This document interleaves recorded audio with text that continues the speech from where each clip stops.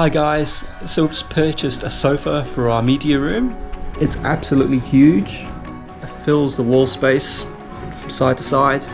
And it's really great for the whole family. We can all jump up there, put our feet up and watch Netflix. The only issue is we can't reach our drinks just because of the sheer size of it. It's so huge that we're sitting back there, can't really reach our drinks or the tissues or charge our devices. So I've come up with a bit of a solution. I decided I was going to make a sofa table. A sofa table is a bit like a shelf.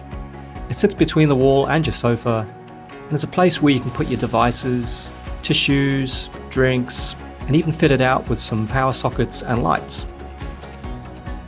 So the first thing I did was to sketch out my design on a piece of paper. I worked out that my sofa table needs to be about 3.2 meters wide by 65 centimeters high. I decided to make this table in two sections rather than have one long piece. The next thing I did was to use a free online 3D app called SketchUp. With SketchUp, I was able to make a 3D model of the finished design, so I could better visualize what it was going to look like once finished. In my design, I want to have 3 LED uplights and 2 power points, one either end, incorporating USB charging sockets. On the end will be a light switch, which I can use to turn the LED uplights on or off. Next, I went online to our local hardware store and had a look for some timber that I was going to use for my design. I decided I was going to use the dressed pine, 140 wide by 19mm thick, and I was going to buy 8 pieces at 1.8 meters each. Next, I went to Amazon to have a look for some power outlets. There's quite a few options to choose from on here, but in the end I went with these 80mm wide AC outlets that feature USB-A and USB-C ports, which would be really handy. I also needed to get some LED uplights, so for that I went to an online clearance store and they had these little 3-watt cabinet LED uplights. I ordered 3 of these.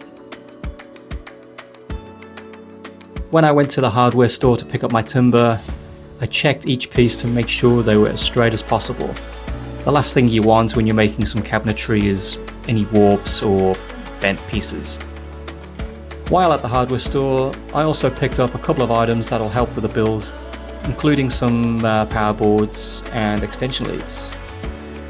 After cutting all the timber to size by hand, I drilled out the holes for the lights and the power outlets, and also drilled holes for the screws, and made sure I used a countersink bit to give a recess for the screws.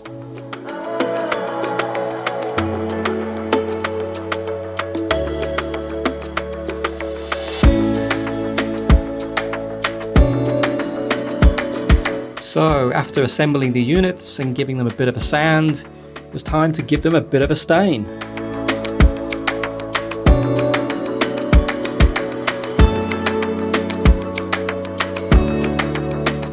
After allowing the 2 units to dry overnight, it's time to install the electrical components.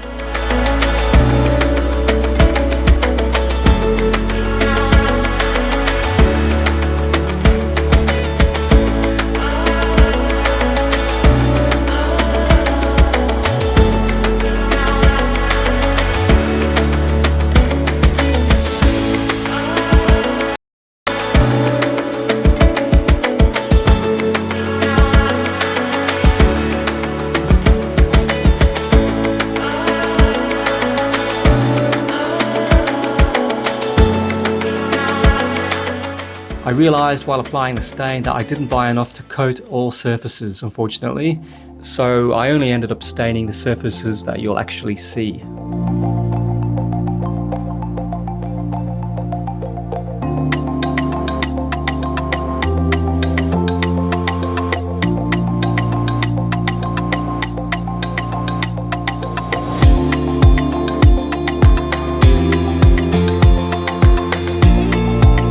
Now, as this unit is going right up against our wall, I decided we need to put some padding on the back. So for that, I used a roll of felt tape, cut into strips, and put in various places on the back of the sofa table.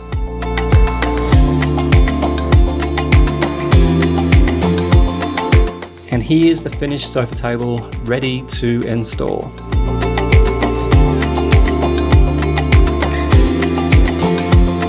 So once in position, I just had to feed some power cables through the holes I cut out in the legs, connect the power,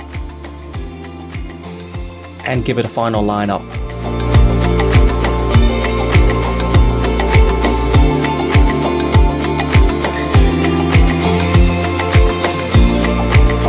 And voila! Our finished sofa table with power points, somewhere to put our drinks and tissues, charge our devices, and we can have our surround speakers back behind the sofa now.